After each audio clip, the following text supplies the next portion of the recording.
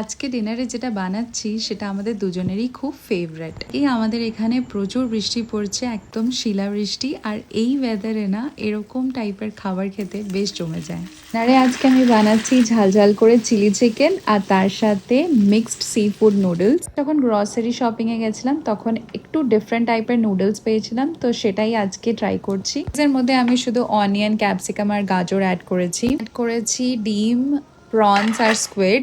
যতটা ডিলিশিয়াস লাগছে, খেতেও কিন্তু খুবই ভালো হয়েছিল। আজকে ডিনারটা করতে করতে বেশ ভালো রকম লেট হয়ে গেছে, কিন্তু কালকে তো একটা লং উইকেন্ড, সো ভাবলাম ঠিক আছে, কোনো ব্যাপার নয়। তো আমার লাভ ল্যাঙ্গুয়েজ হচ্ছে রান্না করা, মানে আমি যদি কাউকে ভালোবাসি বা কেয়ার করি, তার জন্য আমি রান্না করতে খুব ভালোবাসি। সুন্দর করে প্লেটে সাজিয়ে খেতে দিতে, মানে এটা সামহাও আমি করতে খুব ভালোবাসি। এই গুণটা আমি সামহাও আমার মায়ের থেকে পেয়েছি।